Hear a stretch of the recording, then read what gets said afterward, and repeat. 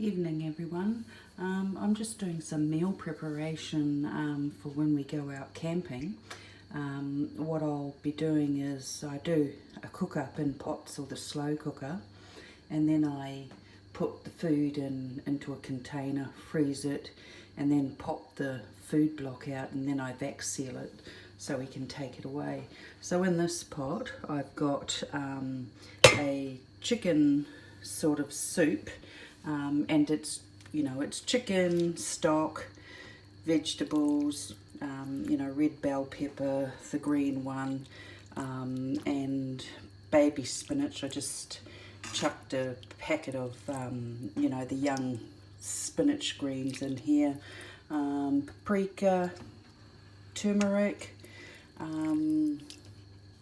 veggie stock, just to make it tasty. I'll leave it sitting on the stove overnight so that it can go cold, because what I want is for the fat to set on the top, and in the morning I'll scrape that off so it won't be so greasy as what it would be. When I serve it, after it's heated, I'll put some rice noodles in a bowl, and then I'll put this stuff over the top of it, and it makes a really yummy, wholesome meal. So that's that one.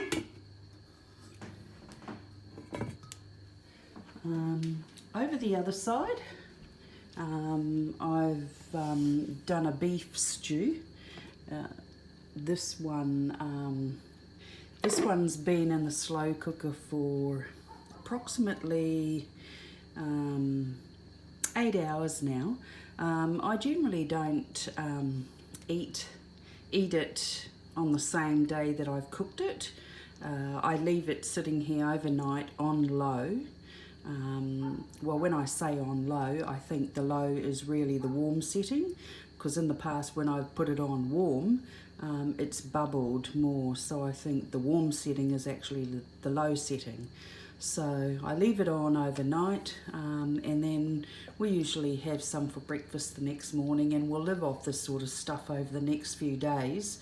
And when we're sort of kind of sick of it, again, I put it in a container, freeze it, then pop the stew block out and vac seal it for a camping trip.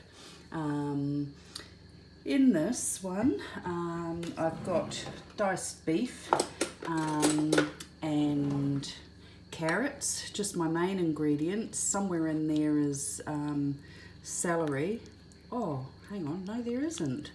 I forgot. I'm going to have to put some celery in. It'll be fine overnight. Diced potatoes, diced carrots, diced beef. I used dry onions and dry garlic in this. A large can of diced tomatoes. A whole lot of OXO beef cubes stock. And I also put pearl barley in there, which is all these little weird looking bits. They are really great for bulking up the stew and thickening it up. So, I put quite a bit of water in here, and as the pearl barley cooks, it all becomes nice and thick like this, like what you see here.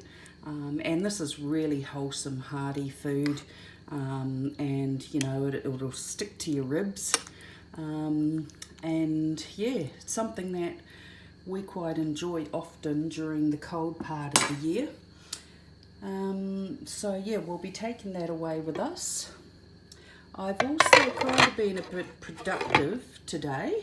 I used these greens cake slice packets, and this is the raspberry crumble slice. Today I've made the triple chocolate brownies, which is the first time that I've ever made them, and I didn't have a square slice baking dish, So what I used was my Weber trays, you know, that you have catching the fat underneath your barbecue. I used 2 of these and baked those in the melee oven. So that was quite handy, because the only slice tray that I've got is a pretty large one, so I would have had to have had like a triple 3 boxes of the brownie mix to use the tray that I do have. So I'm pleased with these. It's the first time I've made brownies, albeit a packet ingredient recipe, but it was really simple. You know, 2 eggs and 125 grams of melted butter, and just mix it with a wooden spoon, and 35 minutes in the oven. Easy. Now another thing that I do every night is, this is my trusty rice cooker, and I had this rice cooker for quite some years now. When I say quite some years, it's got to be 10 years or more. It's a Toshiba.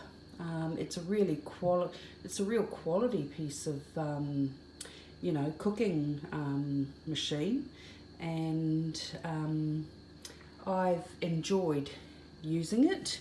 It's got a really good pot. The pot is heavy. It's heavy like your good quality stainless steel pots that have a nice thick bottom. Whereas the rice cookers that you get from Big W, that sort of stuff, the bowls are very thin and very light. Anyway, I use this to cook my rice, but every night I use it to cook my porridge. Because in the morning I like porridge, and my girls, my 2 staffy girls, they like porridge too. They're like hobbits, and they like to have porridge with their dog, dry dog food. So I'm a salt person. I like salt in my porridge, and I kind of just guess sort of thing. I sort of do this like I would rice.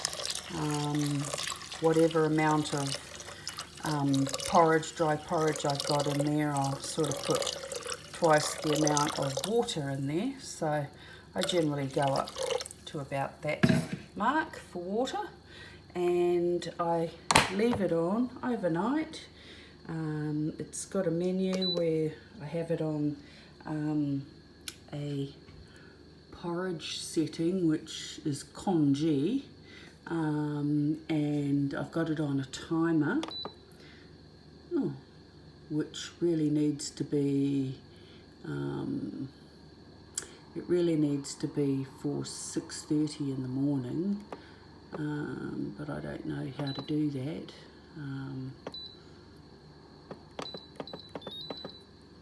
Okay, I'll have to sort that out later. So have the menu, put it back on there. Actually, I'll start that off again. Menu, it's on the porridge setting, and I'll cook it now. I'll put it on cook, and I'll start cooking, and when it's done in about an hour, it'll just keep the porridge warm the entire night until we get up for breakfast the next morning. All I have to do is get the wooden spoon and stir all the porridge up, and then it gets divvied out between me and the 2 girls. So that's, you know, that's something. Now I don't have to cook porridge on the stovetop every morning when I get up, so it's really good. Anyway, when I have any other cooking related things for when we go off somewhere camping and stuff, I'll do another video, and yeah, hope you guys enjoy what you see. Okay, thanks very much. See you.